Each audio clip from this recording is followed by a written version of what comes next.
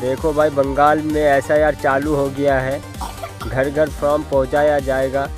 हमारे घर में तो अभी तक फॉर्म नहीं आया है, लेकिन बहुत जल्दी आ जाएगा।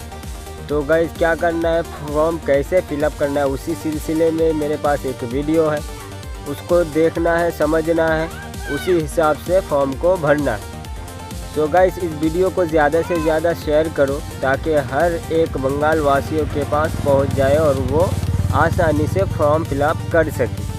तो गाइस ज़्यादा से ज़्यादा वीडियो को शेयर करना है और समझना है। तो वीडियो को समझो, ये रहा आपके सामने वीडियो। तो डेट अफ बार्थ हलो एखाने আমার 1984 আর এই যে ডেট অফ বার্থ লিখে দেওয়া হলো। পরে আধার নাম্বার, এখানে আধার নাম্বার অপশনাল, আমি আধার নাম্বার নিজেরটা দিচ্ছি না, আধার নাম্বার দিলাম এরকম। মোবাইল নাম্বার দেওয়া হলো এখানে। ফাদার্স নেম, আপনার বাবা বেঁচে থাকুক যে না থাকুক কোনো ব্যাপার না, এখানে কিন্তু বাবার নাম অবশ্যই দিতে হবে। সবগুলো ফুল মানে বড় হাতে লিখবেন অবশ্যই, একদম অবশ্যই বড় হাতের। ফাদার্স এপিক নাম্বার, বাবার এপিক নাম্বার কোনটা লিখবেন যদি বেঁচে থাকে, তাহলে রানিং যেটা এপিক নাম্বারে আগে ছিল ডাব্লিউবি দিয়ে, কিন্তু রানিং এপিক নাম্বার লিখবেন। এটা রানিং এপিক নাম্বার বাবার আছে ইউএক্সও দিয়ে। মায়ের যেরকম আছে, মনে করেন মায়ের একটা নাম হলো এখানে, যে মায়ের নাম লিখলাম, মায়ের এপিক নাম্বার যদি থাকে তবে দিবেন, না হলে না। কিন্তু বারবার বলছি 2002 সালের যে লিস্টে নাম আছে, মনে করেন আপনার যদি মা বাবা মারা যায় তাহলে সেটা লিখবেন, আর যদি বেঁচে থাকে তাহলে যেগুলো রানিং আর কি এপিক নাম্বার আছে, ভোটার কার্ডের উপর নাম্বার যেটা মোট 10 সংখ্যার নাম্বার, ওইটা লিখে দেবেন জায়গায়। তাহলে এখানে সেম হলো মায়ের, মনে করেন মায়ের এখানে একটা দেওয়া হলো ভোটার কার্ড নাম্বার, না থাকলে এনএ লিখে দিবেন, দরকার নাই।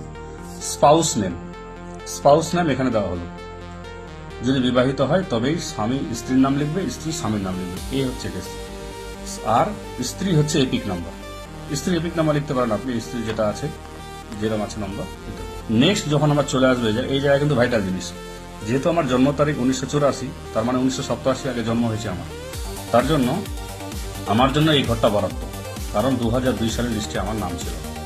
2002 সালে যে থাকে, এদিকের ঘর যেটা আছে রেড বক্স বলে এটাকে, এই ঘর যেটা আছে, এই ঘরের মধ্যে বসবে কার, যাদের বাবা মার নাম আছে, অর্থাৎ নিজের নামটা নাই, বাবা মার নাম আছে, তাহলে এই ঘরে বসবে। তাহলে এই ঘরে বসাচ্ছে আমার যেহেতু আছে, তাহলে প্রথমে নিজের নামই হবে। 2002 সালে যেটা নাম ছিল 2002 সালের লিস্টে, ওই নামটা লিখতে হবে এখানে। তখন এপিক নাম্বার আমার ছিল না, তাহলে নট অ্যাভেলেবেল লিখে দেব। রিলেটিভ নেম অর্থাৎ বাবার নাম, তখন বাবার নাম এটাই ছিল, একদম বাবার নাম ছিল এটা। রিলেশনশিপ অর্থাৎ এই যে রিলেটিভ নেম আছে যেটা, আমার আত্মীয়র নাম কি, তা সে আমার কি হয়, বাবা হয়, তাহলে এখানে ফাদার হবে, তাহলে এই জায়গায় ফাদার।